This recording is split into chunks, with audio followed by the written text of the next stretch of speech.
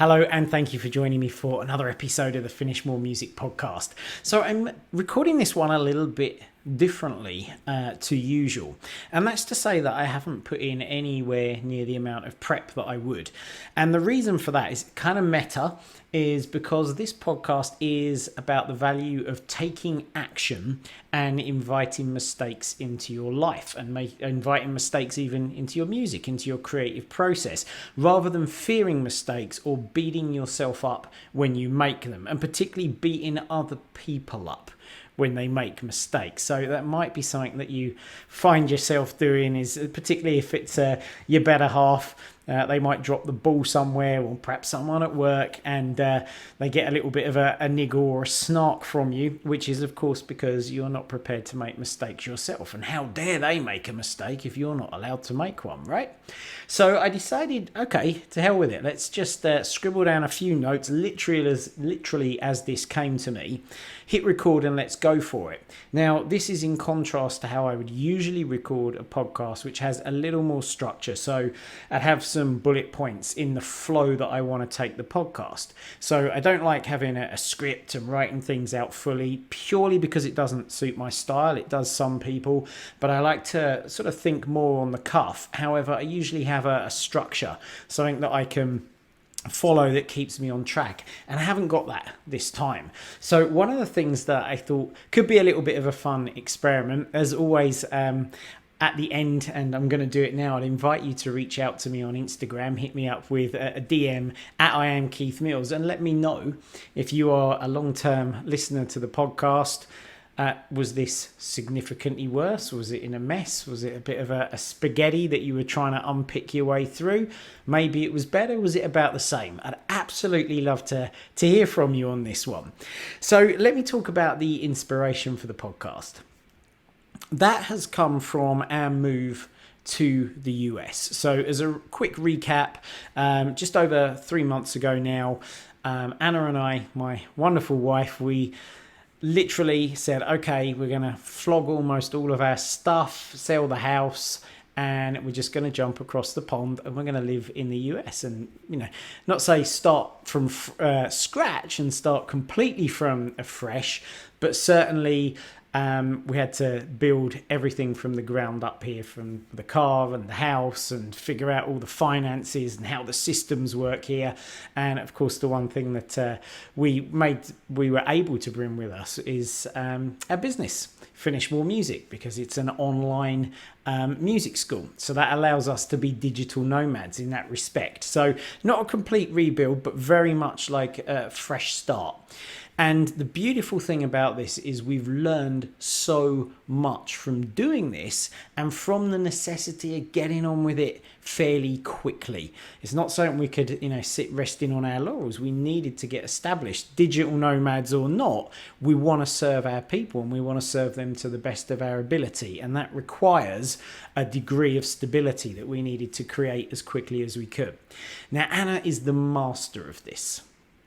She really excels at it. And this is the inspiration for this podcast, because I actually learned some pretty profound things that I want to share with you watching Anna going about this. Now, Anna's made a ton of mistakes. I ain't kidding you. Some of them have cost us $50, some of us hundreds and hundreds of dollars, right?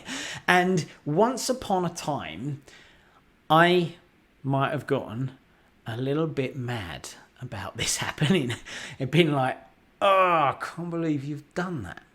And some of these mistakes are real facepalm moments. They're like, really? You just did that type things? And it would be Anna saying this as well. Don't get me wrong. Anna began, oh my God, I just did this thing.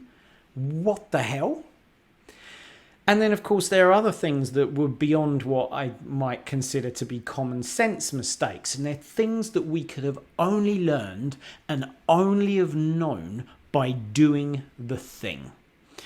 And because we've had to do so much so quickly, and these things have come so thick and fast, a lesson appeared to me. And I was like, wow, this is just such a great thing for me personally to carry forward. And I hope you're going to find use in this as well.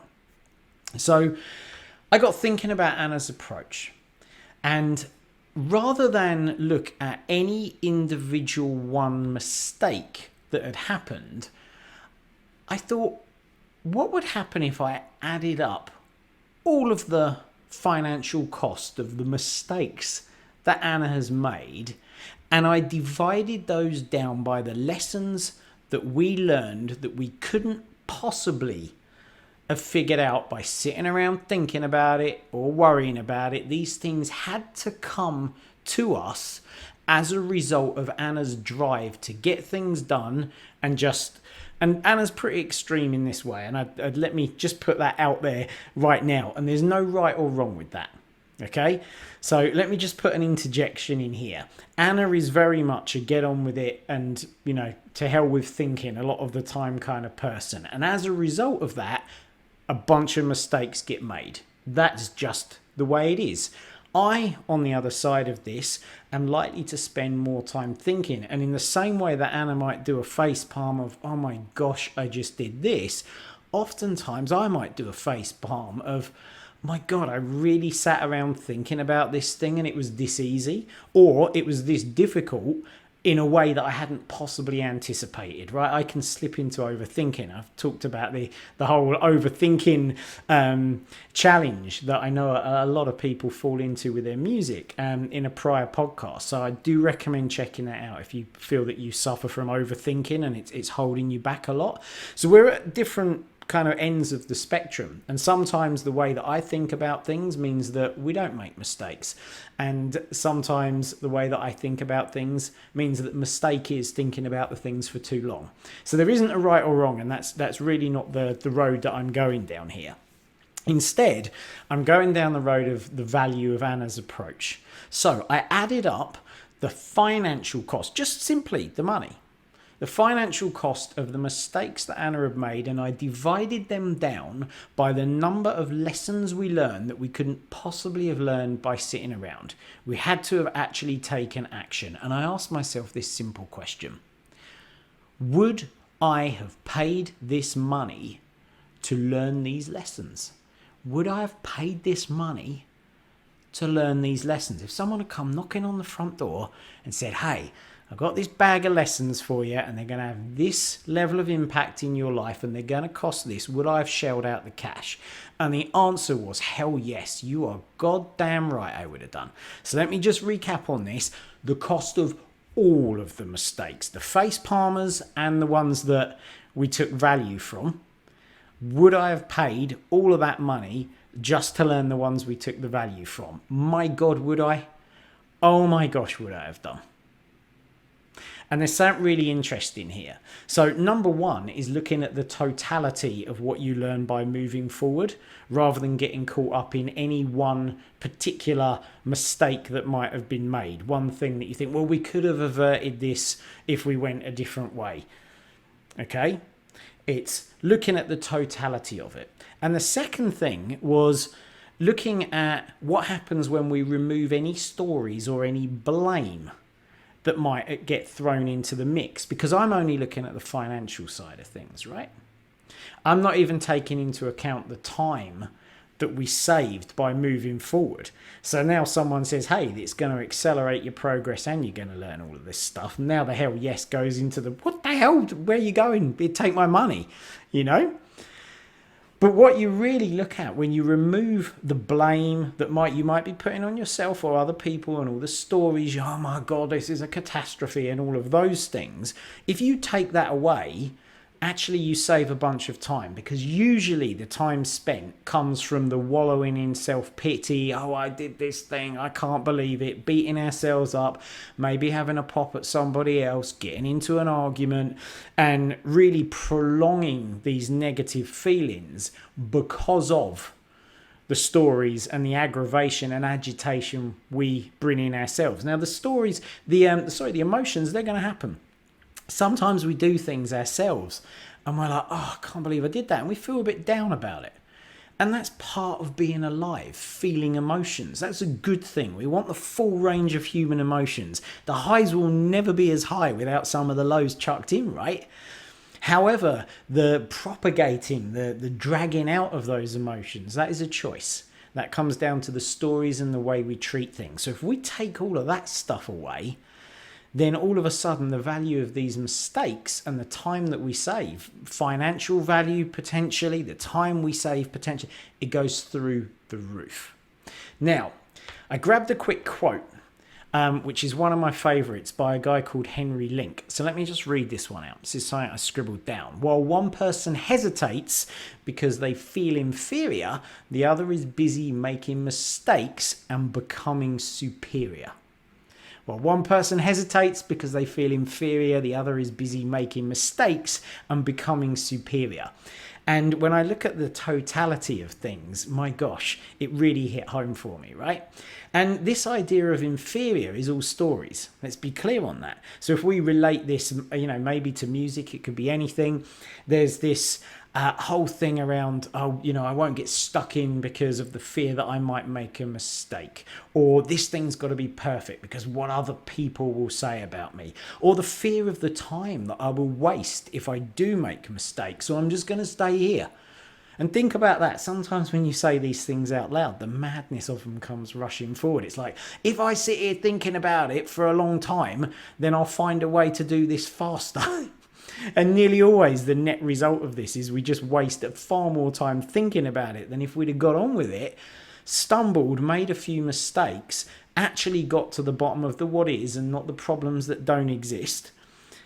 9 times out of 10, we get through it way quicker by just rolling up our sleeves and moving forward. Now, I'm not saying be reckless about important things.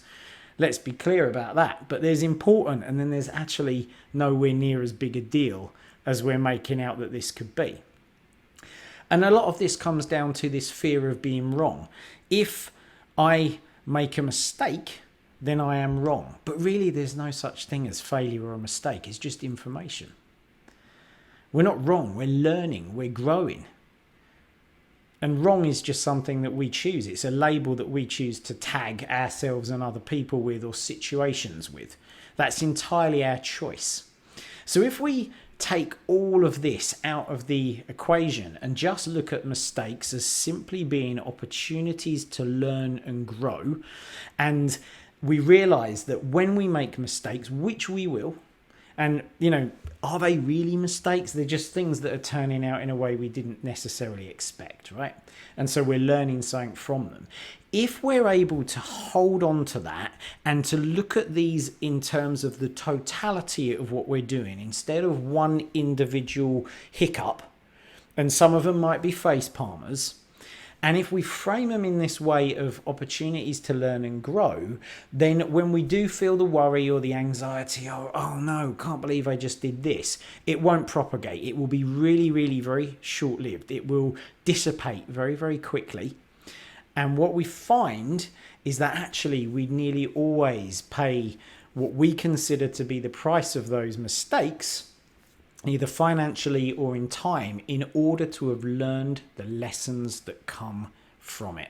So it's really this big picture thinking and having the willingness to make mistakes. In fact, not just the willingness, but maybe inviting them along and saying, wow, there's an opportunity to be had here. Even though I'm feeling a bit shitty right now, I'm not going to feed that feeling. And instead, I'm going to say, where's the lesson here?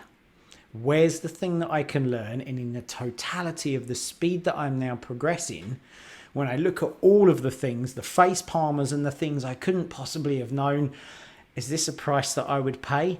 And I would posit to say that the answer for that is nearly always going to be yes. So there you go. It's been a real kind of big lesson for me, something that's been, I think, staring me in the face for a long time. But I love Anna's approach. I think it's amazing. I don't think I'll ever quite lean into the full-on speed that Anna will hurtle through things. I am someone who likes to solve some stuff, but actually from the perspective of me just going, okay, that just happened, no problem. Where Anna is concerned, it's been amazing. So it's a big plus on the relationship side, but also on the kick myself up the jacksie sometimes and get moving in anything, not just creativity, other projects as well. Look, I don't know these. I don't know what the outcome's going to be here. I'm just going to go for it. And you're never, ever going to know the outcome of your art, because if you do, then it is not art. Art is creativity, and creativity is doing something new. So things are going to crop up that don't pan out the way that you could imagine. And if you just frame those as what a brilliant opportunity to learn and look at the progress I'm making by getting on instead of sitting at the back feeling inferior. One more time to close it out with that quote: while one person hesitates because they feel inferior, the other is busy making mistakes and becoming superior. So let me know, what did you think of this episode? Does that resonate with you? And me just like scribbling a few notes down, like literally on the back of a fag packet. I don't smoke, but that's a term from the UK, or the back of a napkin might be a nicer way of putting it. And just going off the cuff, did you feel the podcast suffered for that? Did you feel the podcast was better? Well, hey, if you hadn't have said it, Keith, I wouldn't have known. Hit me up with a DM on Instagram at I am Keith Mills. I'd love to hear from you. I'd really appreciate you if you just let me know, one way or the other with a one-liner. It'd be super helpful for me as well. Show notes, finishmoremusic.com/192. Until next time, do take care and happy music making.